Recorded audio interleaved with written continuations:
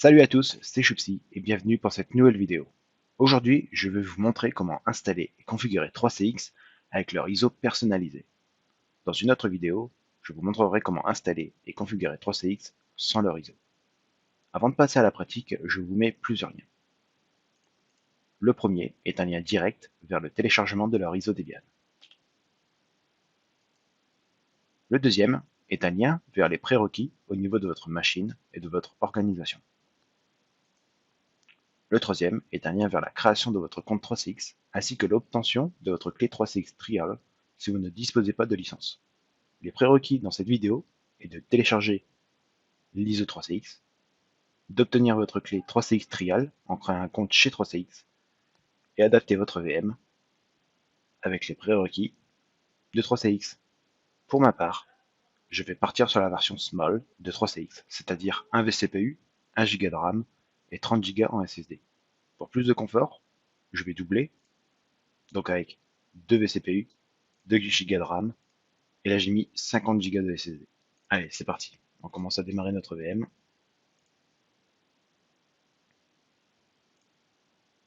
Donc bien entendu, il faut bien mettre l'ISO dans votre CD virtuel.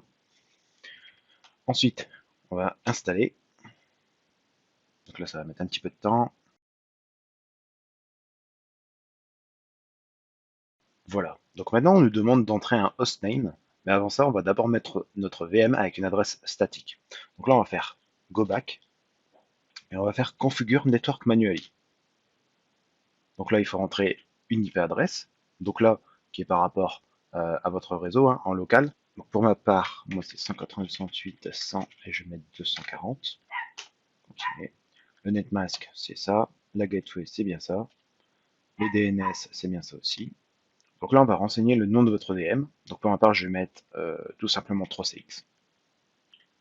Voilà. Ici, on va rentrer le domain name. Donc pour ma part, moi c'est choupsi.fr. Voilà.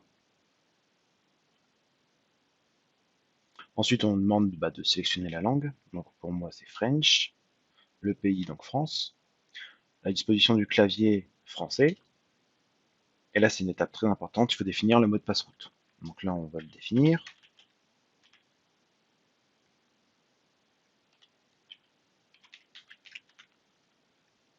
Voilà.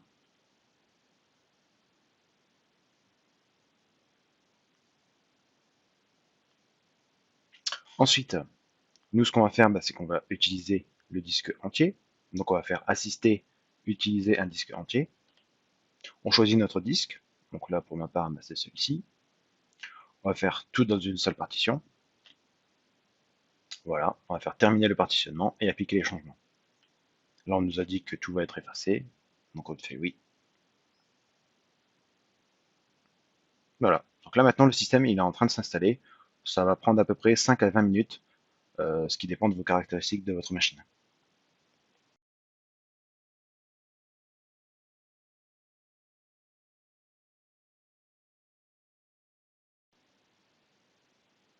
Donc là, juste avant, le système a juste installé le système de base, d'accord. Il a redémarré, et maintenant, il est en train d'installer les paquets pour 3CX.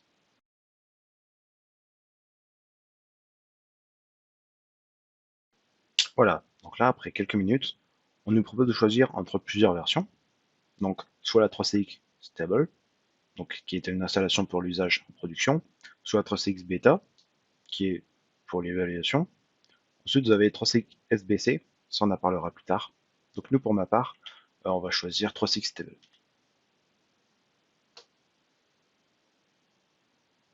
Donc là, ça va installer les paquets correspondants à cette version. Donc ici, on doit approuver les termes de 3CX. Donc on va faire OK. Et là, il installe les derniers paquets et notre VM va redémarrer une nouvelle fois.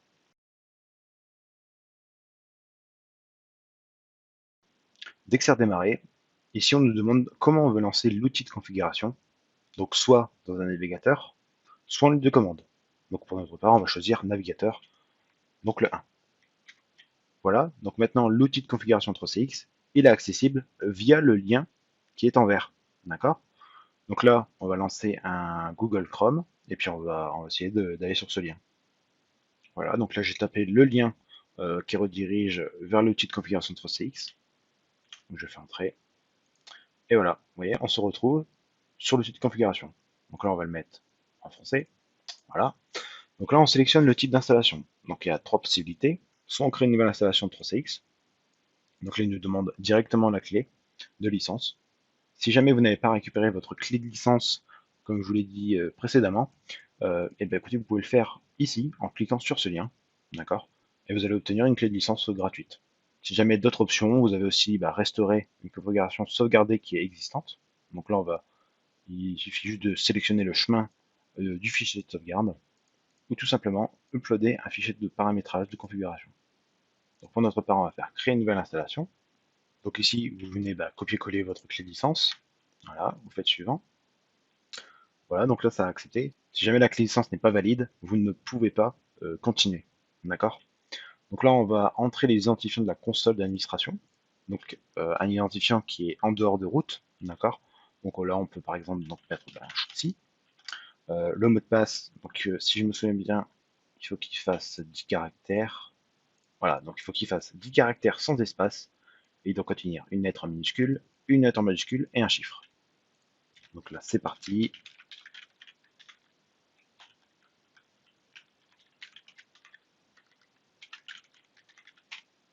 Voilà, donc là 3CX il a détecté automatiquement votre adresse IP publique. Si c'est bien cette adresse-là que vous utilisez, vous faites suivant. Sinon, vous pouvez rentrer manuellement votre adresse IP juste avant. Ensuite, elle nous demande si notre adresse elle est statique ou dynamique.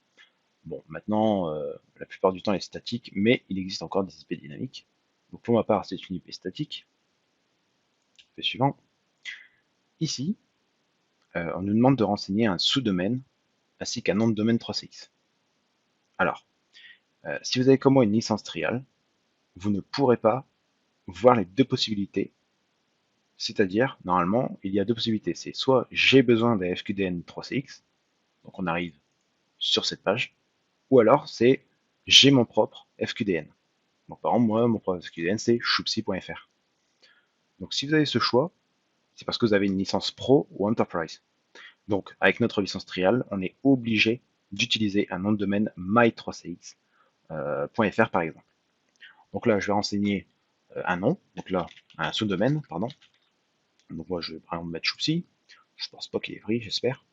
On va sélectionner pour ma part Europe et on va mettre my3cx.fr, donc pour la France. Si on fait suivant et qu'on arrive sur la prochaine page, c'est-à-dire que le sous-domaine est bien disponible, sinon il vous mettrait un message d'erreur. Voilà, donc là pour ma part c'est bon. Donc ensuite on nous demande si on veut garder les ports par défaut. Alors 3CX recommande de les garder, mais vous pouvez les changer. Alors par contre, dès que l'outil de configuration sera terminé, vous ne pourrez plus changer les ports, ou alors il faudra faire une réinitialisation et tout recommencer. Donc, soit vous gardez ces ports-là par défaut. Moi, personnellement, je vous le conseille. Il suffit juste que votre firewall il soit vraiment sécurisé. D'accord. On verra plus tard comment configurer les règles pour pas être abusé au niveau des tentatives de piratage, etc. Également au niveau des connexions, on peut restreindre. Donc pour ma part, moi je vais laisser comme ça. Donc là, on fait suivant. Ici, on sélectionne l'adaptateur réseau par défaut. Donc pour ma part, moi j'ai qu'une carte, donc ça tombe bien. Ici, on nous demande si vous voulez communiquer avec vos téléphones en utilisant une IP locale ou en utilisant un FQDN. Alors, là pour ce lab, moi je vais faire IP locale. Mais si jamais vous êtes dans une entreprise, il est préférable de faire FQDN. D'accord? Surtout si vous avez un DNS. Hein. Il ne faut pas hésiter. C'est super intéressant. Donc là, on va faire IP local pour ma part. Et voilà. Donc là, l'outil de configuration, il est en train de configurer notre 3CX. Donc là, voilà, il n'est plus possible de faire machine arrière, sauf si vous faites une réinitialisation et vous recommencez tout. Donc là, 3CX est en train de créer notre FQDN, ainsi que les certificats. Les certificats, il va les chercher avec Let's Encrypt. D'accord. Donc lui, vous verrez, il n'y a pas besoin de faire de tâches planifiées pour recréer les certificats. Il l'a déjà, il le fait de base. D'accord. Il va créer un cron sous Debian qui va chercher automatiquement les certificats. Par contre, ce qu'il faut faire attention, c'est que c'est par les ports, on va dire, que Let's Script utilise, il ne faut pas qu'il soit bloqué. Il faut vraiment qu'il soit disponible sur cette machine. Et par exemple, si vous choisissez l'option J'ai mon prof FQDN, vous pouvez soit utiliser Let's Script ou alors tout simplement utiliser votre propre certificat. Voilà, donc là, après que l'outil de configuration il a fait son job, on nous demande la longueur de nos extensions. Donc là, comme d'habitude, tout dépend de notre organisation. Comme moi j'ai suivi la prérequis de 3CX, pour ma part ce serait plutôt 2 chiffres. D'accord? Mais vous choisissez par rapport à vos prérequis et au nombre de personnes dans votre entreprise. Donc pour ma part, je vais choisir 2 chiffres. Suivant. Ici, vous êtes obligé de mettre un email administrateur afin d'avoir les mises à jour, les erreurs, les tentatives de piratage, les erreurs réseau, les urgences, etc. Donc là, pour ma part, je rentre mon adresse mail. Suivant. Ici, on nous demande de sélectionner le pays et le fuseau horaire. Donc là, pour ma part, c'est France. Et ici, plus Paris. Il est là. Ah, juste en dessous. Voilà. Donc là, suivant. Ensuite, il nous demande une extension opérateur. Alors, l'extension opérateur, qu'est-ce que c'est? Bah, tout simplement, c'est une extension qui va recevoir tous les appels par défaut. Vous voyez, ce sera la destination par défaut pour les appels entrants. Donc là, pour ma part, je vais mettre 99, le tout dernier, et je vais mettre Joupsi. Voilà, on va remettre la même adresse mail. On va mettre 98 plutôt. Voilà, c'est au moins le numéro de messagerie vocale, on laisse par 99. Donc là, on fait suivant. Ici, on nous demande quel pays on souhaite effectuer des appels, que ce soit en entrant ou en sortant. Donc vous pouvez sélectionner tous les pays du monde, hein, d'accord? Alors attention, vous verrez à chaque fournisseur de téléphonie, ils vous diront qu'il y a certains pays qui sont des pays à risque. Donc ils vous demanderont de faire des tests concernant la sécurité de votre routeur. Donc soyez super vigilants. Donc si jamais vous voulez autoriser des pays, renseignez-vous d'abord avec votre opérateur IP. Donc là pour ma part, moi pour cette vidéo, je vais juste choisir France. Là au moins il n'y a pas de danger. Donc on va faire suivant. Sélectionner la langue. Donc là, c'est pour les directives locales. Donc par exemple, la messagerie vocale, bah, elle sera en français. D'accord? Donc là on va mettre French Prompt 7. Suivant.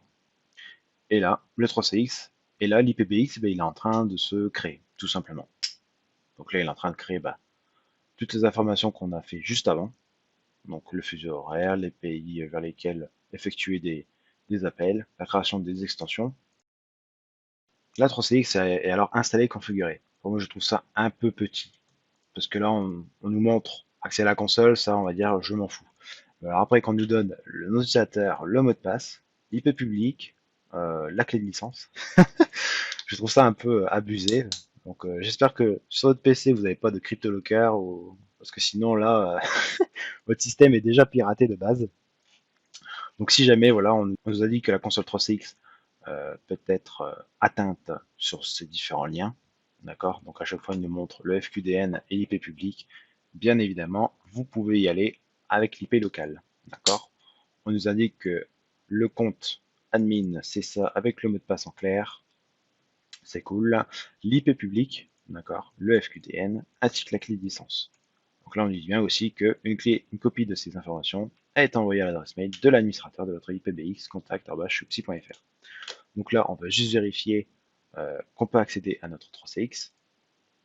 Donc là, il suffit juste de taper https donc 192.68.100.240 2.5001. Là, vous faites paramètres entier, continuer, et là, vous accédez à votre 3CX. D'accord? Ici, on va le mettre en français. Donc là, je vais rentrer le nom d'utilisateur que j'ai tapé tout à l'heure, ainsi que le mot de passe. Et voilà. Et vous voyez, là, on arrive sur la console d'administration de notre 3CX. Voilà pour l'installation et la configuration de 3CX avec leur ISO personnalisé. Dans les prochaines vidéos, je vous montrerai comment administrer votre 3CX avec les extensions, les groupes, les règles entrantes, les règles sortantes, etc. ainsi que l'installation et la configuration sans l'ISO de 3CX. Alors, n'hésitez pas à vous abonner à ma chaîne afin d'en découvrir plus, de mettre un petit pouce bleu si cela vous a aidé, de me dire en commentaire si vous avez des problèmes avec cette technologie ou encore si vous voulez que je fasse des vidéos sur une autre technologie. Je vous remercie encore d'avoir regardé cette vidéo.